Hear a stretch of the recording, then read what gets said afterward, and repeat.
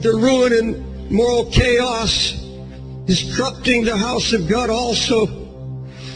How else do you explain the multiplied numbers of Christians go home and watch HBO, a program I've never seen? I don't have television, but I read about it in the newspaper today in the New York Times, called The Sopranos. This is a mafia bunch that kill and murder and maim. Gratuitous sex, cheating, lying, mafia. And we have millions of Christians now in the United States getting together and talking about the next show, and they're addicted to it. Addicted. Some of you hearing me now, that's your favorite show. No laughing. This is life and death. Did you come here tonight? Did you raise your hands and sing and shout and have a good time? And you know you've been watching this filth? Now, I believe in the love of God. I've preached mercy, grace, and love, covenant love. I believe in preaching the goodness and long-suffering of Christ. But multitudes today are being saturated with your okay messages. We've got people now that are turning the grace of God into lasciviousness. We've become like the children of Israel who said the right words. But here's what God said. I've heard the words of this people. They have well said all that they have spoken. Oh, that there was such a heart in them, that they would fear me and keep my commandments always, that it might be well with them and with their children forever. He said, oh, you have the right words. You sing the right songs, but your heart is not right. Nehemiah verses 1 through 3. The words of Nehemiah, the son of Hakaliah. It came to pass the month of Chislev, in the 20th year I was in Shushan the palace, that Hanani, one of my brethren, came, he and certain men of Judah. And I asked them concerning the Jews that escaped, which were left of the captivity, and concerning Jerusalem.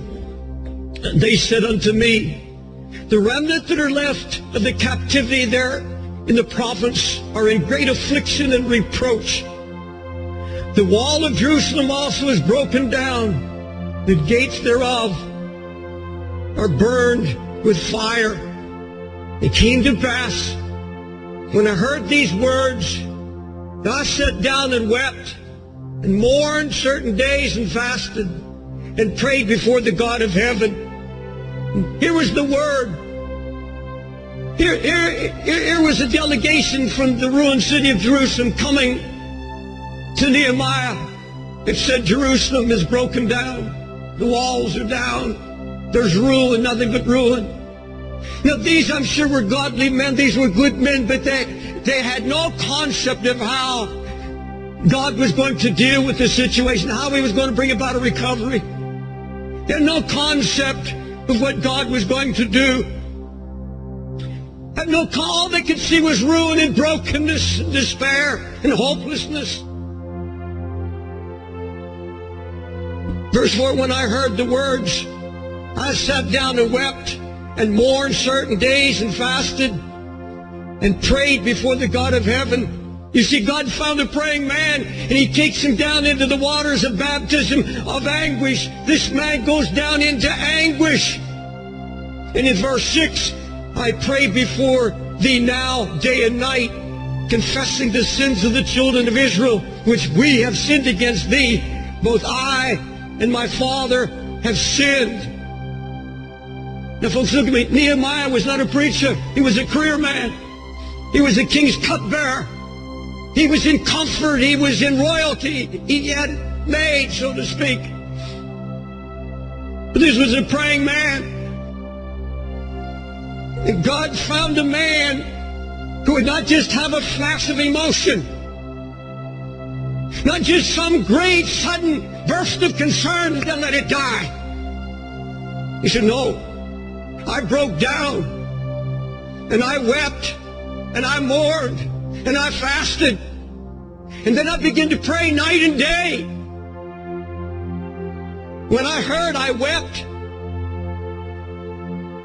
Why didn't his brother, Nanani, why didn't these other men, who apparently were godly men, because later Nanani was given the rule of the city, why didn't they have an answer? Why didn't God use them in restoration? Why didn't they have a word? Because there was no sign of anguish, no weeping, not a word of prayer. It's all ruin. It's all they could see. Does it matter to you today? Does it matter to you at all that God's spiritual Jerusalem, the church, is now married to the world? That there's such a coldness sweeping the land. So many people I know that were my friends, and I see them go one by one, husbands and wives, into such passivity. Going to churches where they can find smooth messages, no longer wanting to hear anything of wrath or of correction. Some of my closest friends, I see them falling by the wayside, and the cry is it nothing to you? Closer than that, does it matter about the Jerusalem that's in our own hearts? The sign of ruin that's slowly draining spiritual power and passion, blind to lukewarmness, blind to the mixture that's creeping in. You see, when spiritual blindness comes, very few recognize it. It's the last recognized thing that happens to a child of God. If I, as a pastor, knew you personally, and I was watching your life, and as one of the pastors of this church, I come to you and say, I love you, but I have to tell you the truth. You're changing. You know what you were. Something of the world has gotten your heart. I don't know if it's television. I don't know what it is that has your heart, but I see changes in you. I don't see the brokenness.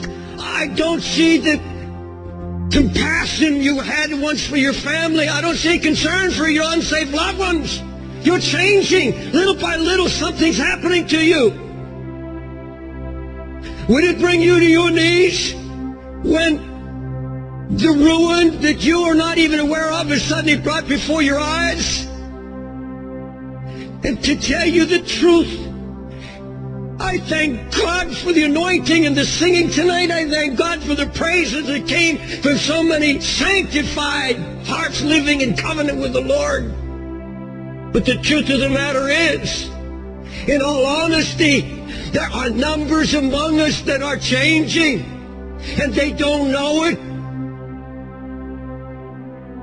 You've lost your fight.